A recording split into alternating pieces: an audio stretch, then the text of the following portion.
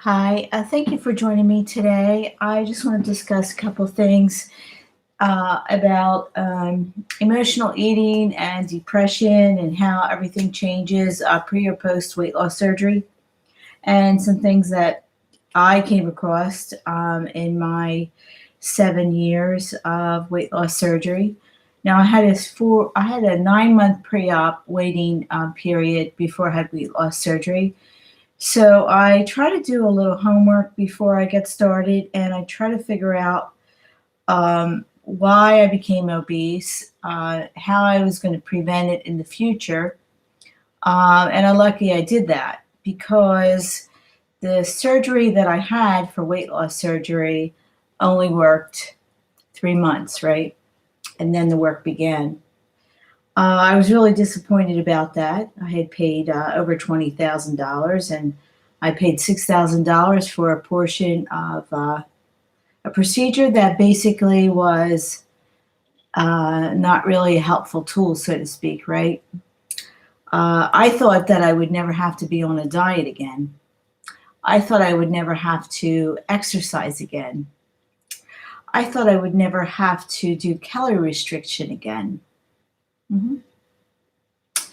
I thought the weight loss surgery was like a magic bullet and it was going to change everything for me and it was going to do the trick and I was going to go bang and the 70 pounds were just going to fall off my body.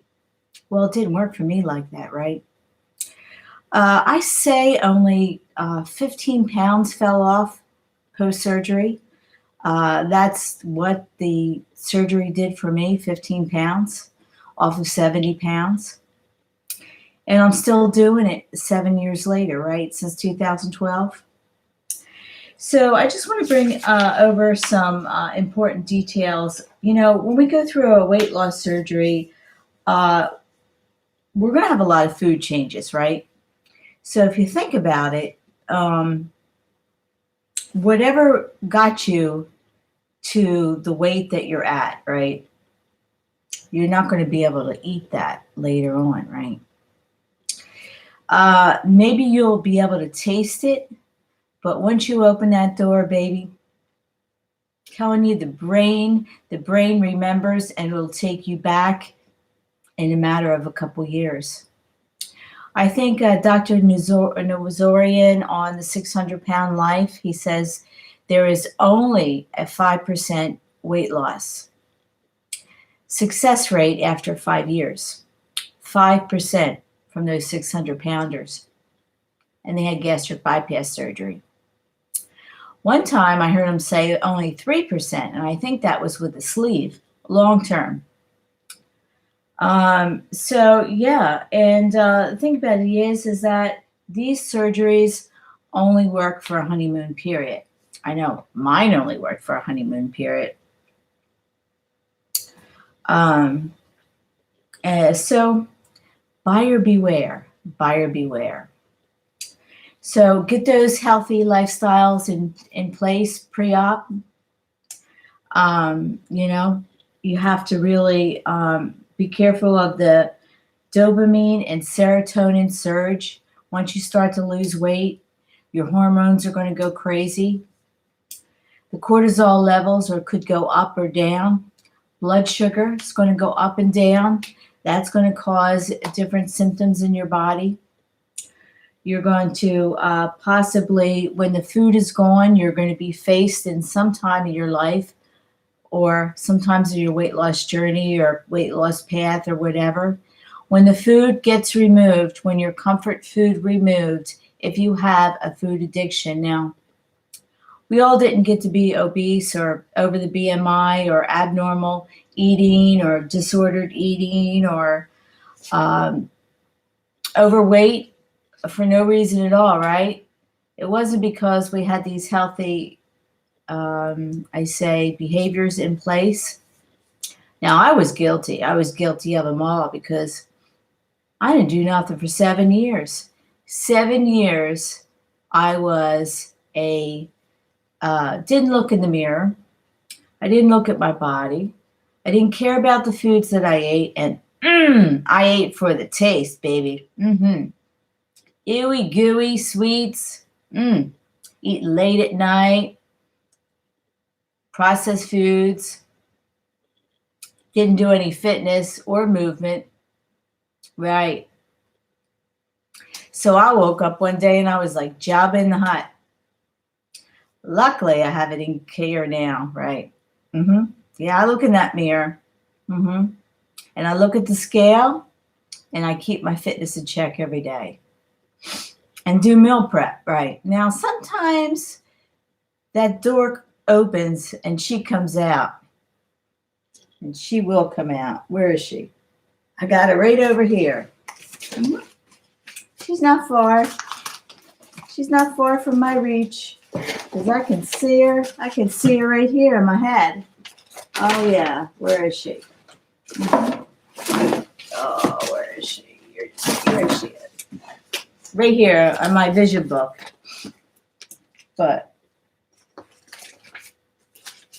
I got her. She's right here. Where is she? Oh, these are those old swollen knees. I never want to have them again. No way. Oh, here she is. There she is. Look at that big old ham hock. I could have had that for Easter. Now, my legs, my legs weren't no Rockette dancer.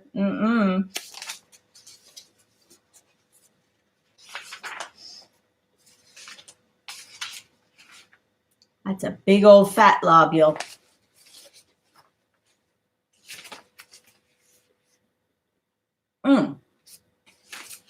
I couldn't move those knees. No, I wasn't a fat kid. I was just a normal little girl. Yeah, I wasn't that big, but my legs did get to be normal. Yeah, they got to be normal. And I did get to be my best self. It was hard work, though. Yeah. Hard work. My surgery only did 15 pounds of it. I didn't have any more thunder thighs, but that was my lowest.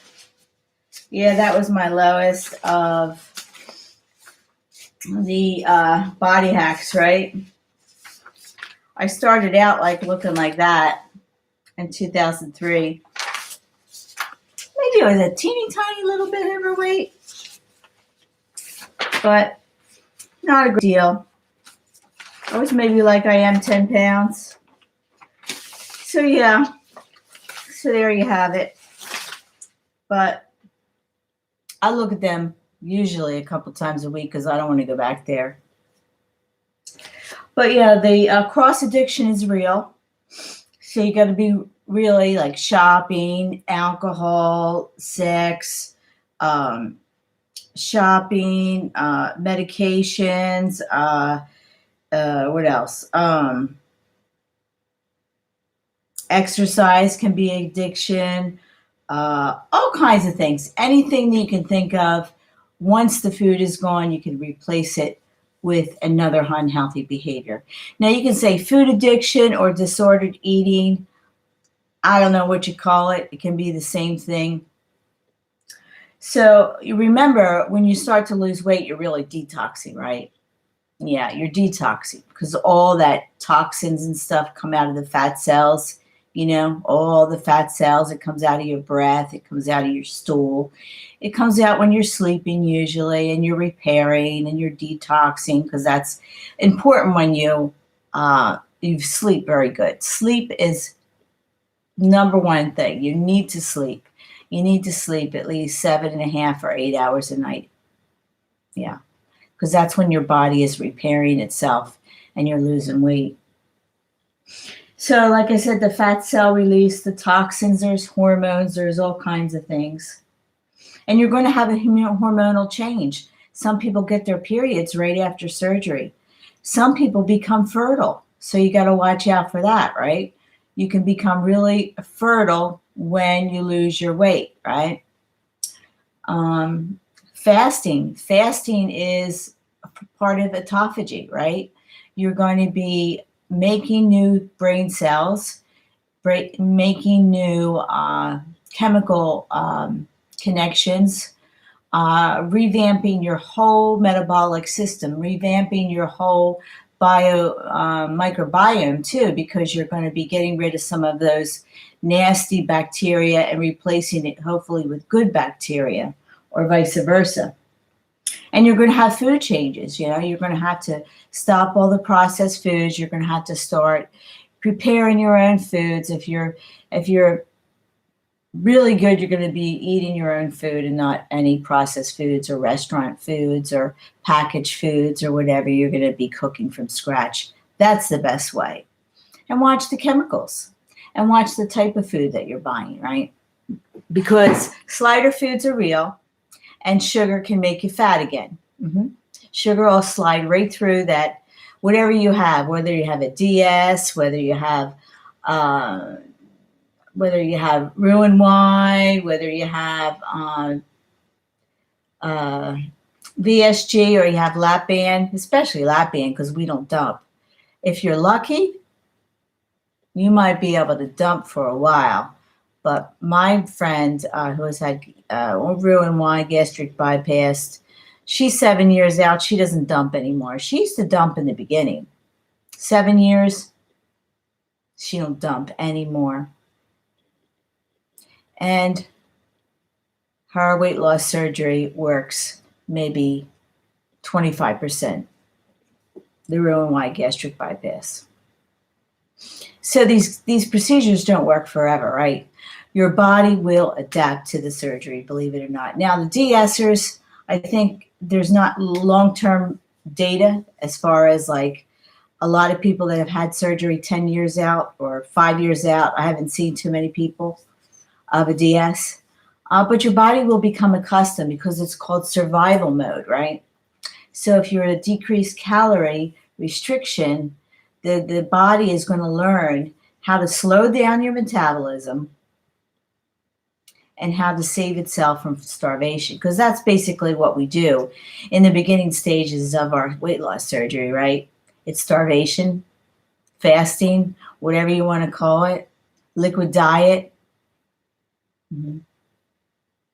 calorie restriction, whatever name you want to use. So yeah, that's here is a very good program I'm going to show you. This is emotional eating, and it's pretty good.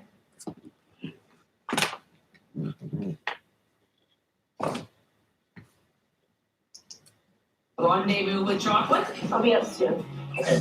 Nutritionist Jillian McKeith is on a mission to help this woman get her groove back. I've got just 8 weeks. I'll link the card. Victoria, feeling fabulous, foxy. But in this battle of the balls, Fabulous Foxy in 8 weeks. How did the bread get into this kitchen? will claim victory. I want some pizza.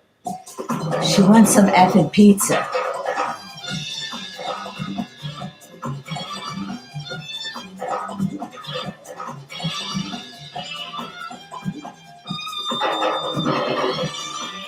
Food addiction can be as lethal as any drug. The Don't more we junk know you it? have, the more junk you crave. Victoria is so high on junk food that it's sapping her energy and dimming her desire. Portly parent Victoria has a life crammed with commitments. Checklist 2 is right. With a husband, 2 kids, school, and a full-time job, The she's husband's the overscheduled enabler. and super stressed. Boy, what a mess. I have to be in the theater in 45 minutes. Her solution? She smacks herself calm. All this craziness. Grazer, that's what we call us, right? And all that eating has severely damaged her mojo. I'm just that. I'm disgusted with myself. And I'm ashamed of myself. She uses food Haven't we all been as a there? drug. It is like a junkie. And her husband Brent is her late-night dealer. Happy wife, happy life. I feel euphoric after I eat. He's not I fat. should get your big. Chocolate chips and candies are Victoria's daily late-night fix. In a bad mood, it's the easiest thing to do. You're a good boy. It's Victoria who wears the Look at that culinary food. trousers in this house. What she eats, everyone eats. What are we having for dinner? Chicken and fries. And that list of foods isn't very long at all. We have 5 meals that we just rotate through during the week. You guys want grilled cheese? What Victoria says goes. Hubby Brent doesn't get a say in the kitchen. I eat things that basically she likes. To the most part, I am afraid to stand up for her. If I do challenge, He's I know it's submissive important. to his wife. But life wasn't always this fat and frantic for Victoria. She was a hottie Like once. When he met me, I was 60, 70 pounds thinner, and with that, more confident. She was obviously beautiful and she's very dynamic. I still love her. I think she's not happy right now. I hope that he thinks that that person he fell in love with is still in there. I'd love to feel better about myself. And nutritionist Jillian McKeith is the woman to make that happen. She has just 8 weeks to stop the snacking and help Victoria get her mojo back. What am I going to find in here? Oh, Probably nothing you're gonna like. you're right. Soda, Food. fast food, processed You're into foods, chocolate. chocolate milk. Here. Every morning for breakfast, I have a glass. Oh, the brown water. You know, every place I go to. You can clean your toilet with that stuff. Get it nice and Oh, clean. that's my son's Play-Doh, we don't need that. So basically, everything's frozen.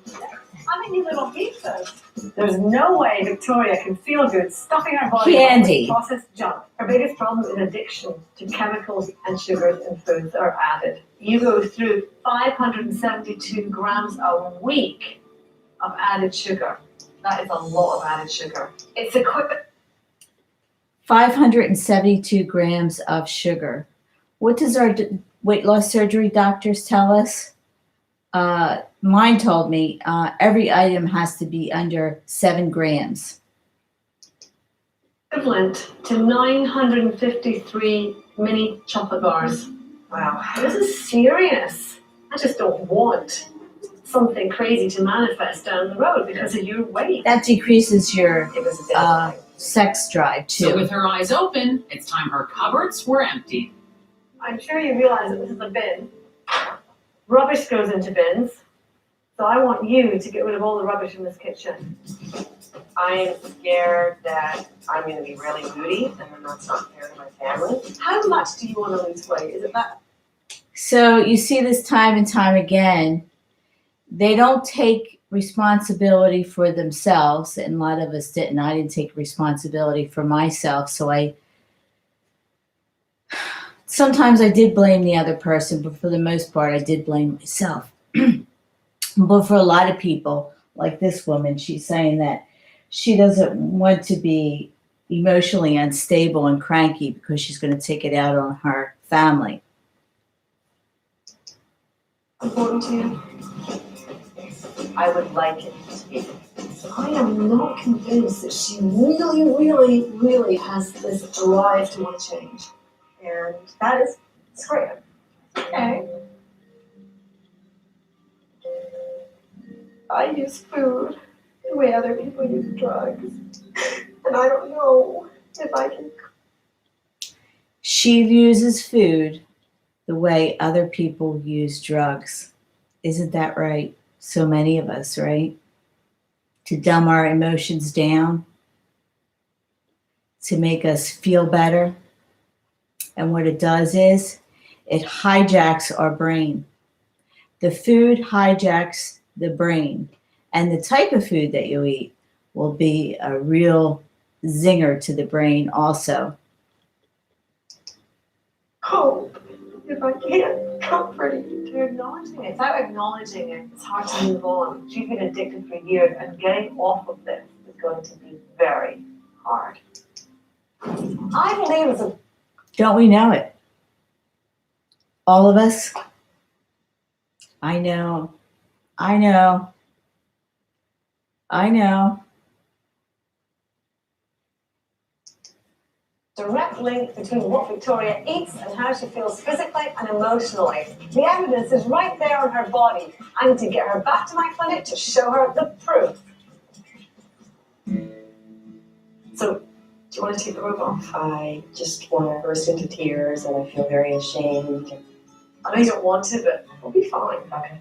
I feel very frightened about. She puts a little Chinese medicine in here, traditional Chinese medicine about the tongue.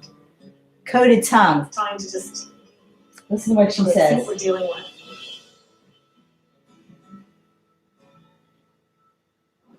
At 248 pounds, Victoria is clinically obese. She's an apple She shaped. also suffers from insomnia and stress. She has a lot What's the of worst part of adiposity in her I belly. had 2 kids and I still look like I'm 7 months pregnant. Tip the tongue out. Now there's a line down the middle of the tongue here, which suggests weak digestion. So you're not assimilating your foods properly, you're not breaking your foods down properly. Have an apple shape. They do wind up with a apron, but her body is in proportion. She doesn't have big arms. She doesn't have big legs. The only part about her is she has a big tummy, which that means that there could be a couple things going on there. But she's eating a lot of bread, so that gluten probably is blowing up her stomach. EA levels. When someone's got low DHEA, the fat's all like front. Classic case of poor adrenal function. It's a sign that your body is not coping well with stress and you're stressing it more. You're looking at blood sugar issues and even there's a risk of osteoporosis down the road. Her bad diet has caused her low DHEA levels, and that in turn is what's messing up her mojo. I mean, she doesn't have a big bum. She doesn't even have a big bum. I mean, the only real part it is she's carrying all of her weight in her midriff, which she probably only has 60 pounds to lose to really look really good. And if she had maybe a tummy tuck to remove the apron, she'd look fantastic and then she just has to exercise to tone up and keep on the diet, keep on the eating plan, the healthy eating. Don't go by disorder themselves or who is obese. This woman, clearly, she's a professional, but somebody that has a little bit of knowledge of what is good eating and behavior around healthy eating foods so that she could reach out to someone just in case she falls off the wagon and needs some emotional support, which everybody needs. Victoria has to learn that breaking the habit isn't easy, but it is possible and vital for looking sexy and feeling great. If she's going to win this battle, Brent, her husband, has to stop caving into her cravings. She's no longer the boss of this house. I am. I see. So I'm going to link the card. Obviously, it's a nice ending, and she really changes things, and she, with this lady's help, helps to help her lose weight and get back on the right track. So anyway, this video is getting long. I'll link the card and see you in the next video.